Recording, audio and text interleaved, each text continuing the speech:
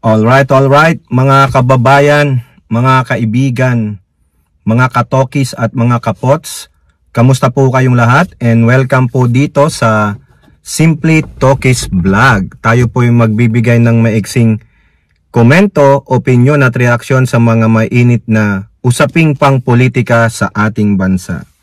So pag-usapan natin mga kababayan, ito pong si Harry Roque versus Nicholas Koopman, si Ubo-Ubo, yung pong international lawyer ni Digong dyan po sa ICC. Kasi mukhang naaasar na po itong lawyer ni Digong kasi patuloy pong nakikisawsal, nakikidaldal ng daldal itong si Harry Roque tungkol po dyan sa kinakasapitan ng kanyang tatay Digong.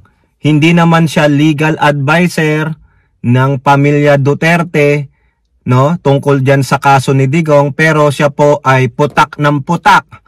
O ngayon, meron pong maanghang na sinabi si Koopman. At the same time mga kababayan, ito pong inyong majority leader sa Kamara de Representantes o sa House of Representatives ay meron pong panukala sa kanyang mga kapwa mambabatas. Ang tanong, pupunta ba dyan yung mga nag-abstain? Pupunta ba dyan yung palaging mga absent tulad ni Yot Man na may 50 billion? Okay, shout out po lahat sa inyo and may God bless us all. So unahin natin mga kababayan, ito pong banat ni attorney Nicholas Koopman na siyang lawyer ni Digong sa ICC. Quote, "The former president has made it known that Roque should stop interfering in his case and return to the Philippines to sort out his own troubling legal issues." Ay nako mga kababayan, it hurts, Harry Roque. True attorney Nicholas Koopman, si Digong pala ay banas na kay Harry Roque. So parang totoo po mga kababayan, yung sinasabi ni Panelo na ikaw Roque, inis na inis sa'yo ang Pangulong Duterte ninyo. Kasi napakadaldal mo at mahilig kang makisawsaw, mahilig kang makialam, panay ka dakdak, hindi naman di ka naman tinatanong o kinukuhanan ng opinyon. Mahilig mong isingit ang sarili mo para mapansin ka. Oy nako, di ba? Kaya sabi ng dati mong pangulo, yung tatay Digong mo kay Koopman, you should stop interfering. Huwag kang makialam kasi sa kakadaldal mo lalong nababaon si Digong sa kumunoy. So you better stop, you better shut up kasi hindi ka naman officially na abogado ni Digong. 'Di ba? Tapos kung ano-ano pa ang pinaggagawa nyong mga kabalalahuan nyo, mga katarantaduhan nyo dyan sa labas ng ICC. Hindi nyo ba alam na napapanood yan ng mga hurado pati prosecutor at baka magamit pa laban kay Digong yung mga pinagsasabi nyong hindi maganda yung mga action ninyo? Naisip mo ba yan, Roque? At ang advice pa sa kanya ng kanyang tatay Digong, umuwi ka ng Pilipinas at harapin mo ang sarili mong problema doon. Correct! Kaysa nakikialam ka sa kaso ni Digong na hindi ka naman kinuhang abogado kasi alam nila na ikaw ay isang madaldal. Hindi ka pwedeng pagsabihan ng sikreto, Harry Roque, kasi napakadaldal mo. Talino-talinuhan ka dyan. Buti pa si Tatalino, matalino. Ikaw, Roque, matalinong bobo. Kaya si Koopman nahihirapan kasi kung ano-anong pinaggagawa nyo dyan. Bakit kasi kayo nandyan sa labas ng ICC? Hindi nyo naman mapalabas si Digong. Better go home. Sabihan nyo yung mga supporters ni Digong, move on. Hindi po makakalabas ang tatay Digong ninyo. Move on with your lives. Antayin na lang natin ang magiging outcome ng itong kaso na ito. Mag-antay po tayo sa Setyembre na siya po ay babasahan ng mga kaso. Iko-confirm lang, isa lang diyan ang ma-confirm, hindi po siya makakalabas. Manalangin na lang kayo na lahat ng kasong inilagak kay Digong come September 23rd o September 25th wala pong ma-confirm o dilaya siya kasi walang i-hearing eh. Hindi ma-confirm kung totoo 'yon o wala, dismiss. Pero isa lang diyan, tiyak 8 taon siya diyan bago mag-hearing. Kaya pauwiin nyo na po. Huwag nyo nang babuyin ang imahe ng mga Pilipino sa Netherlands o sa buong Europa. Nakakahiya na po. Katawa-tawa na po ang mga Pilipino. Mas kinakokonti lang kayo dyan, pero pag may mga dayo, sino yung mga yan? Mga Pilipino? Ha? Yang mga yan? Hindi naman taga mga dito yan, nagkakalat dito. O, nakakahiya. Inangkin nyo pa yung parke dyan. O, kaya si Koopman nababatas na po. Wala pa nga siyang naipapanalo sa mga motion-motion niya, tapos ito pa si Roque. Hindi ka naman parte ng defense team, daldal ka ng daldal. O now, mga kababayan, may banat po dyan si Harry Roque. Ha? Ito mas maganda, basahin natin sa Abante TNT. Roque, pumalag kay Koopman. Hindi ako nakialam sa kaso ni Digong. Ayan, oh. Ha? Itinanggi ni former presidential spokesperson Harry Roque ang pakikialam sa kaso ni dating Pangulong Rodrigo Duterte sa ICC. Kasunod ito ng panawagan sa kanya ni Koopman. Pero ayon kay Roque, patuloy niyang susuportahan ang legal defense ni Duterte. Quote, "There is no truth that I have interfered in the case or I have given statements that might affect the defense legal strategy in the ICC. As a loyal foot soldier of the Duterte, I have no wish but to bring the former president back to the Philippines alive. And like many Duterte diehard supporters, I feel a sense of frustration on the pretrial detention of our beloved president. I thus offered an additional legal remedy outside of the ICC. Subject to the approval of the former president is his family." Kaso nga, nilalahad mo yan sa publiko. Dapat ilahad mo muna privately sa mga tulad ng pamilya Duterte. Kaso ang nangyayari, pinasa publiko mo, ganito. Hinihingi ba ng pamilya Duterte ang opinion mo at sinabihang isa publiko mo? Ang hinihingi sa'yo ng Duterte ngayon ay suporta silently and respeto. Kasi unang-una, hindi ka na nga kinuhang legal team.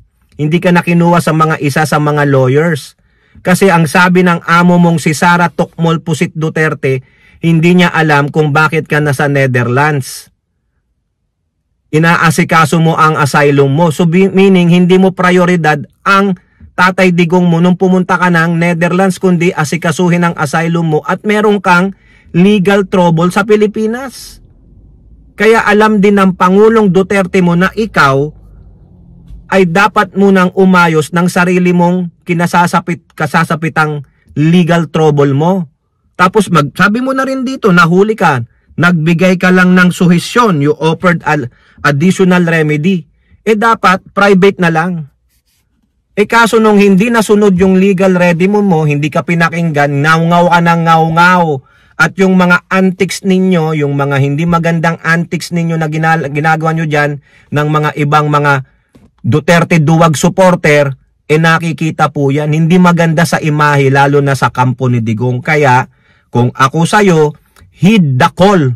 Kung totoong masunurin ka, kung talagang ginagalang mo at nirirespeto mo si Digong, ano ang sabi ni Digong through Koopman? Tumigil ka. Ha? At umuwi ka ng Pilipinas at harapin mo ang sarili mong problema. Sort it out. Galing yan kay Digong through Koopman. O ngayon, ikaw ba isang masunuring sundalo?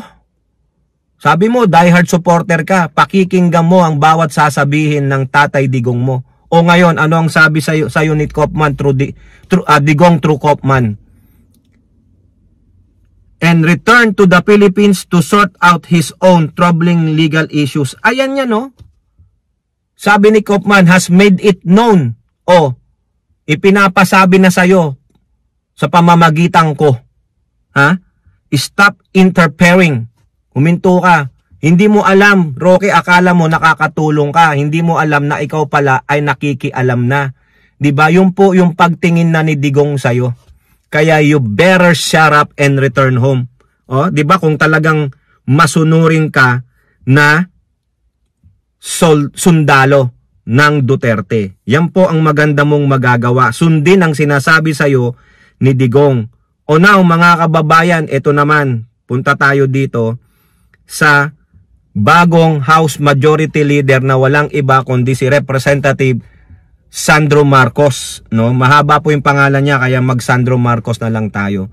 Meron po siyang sinasuggest sa mga kapwa niya mambabatas. Ito po sa ulat ng Politiko. We can do a lot more. House session to start at 2 p.m. sabi ni Sandro Marcos. Dapat daw ang House session nila ay mag-start na ng 2 p.m.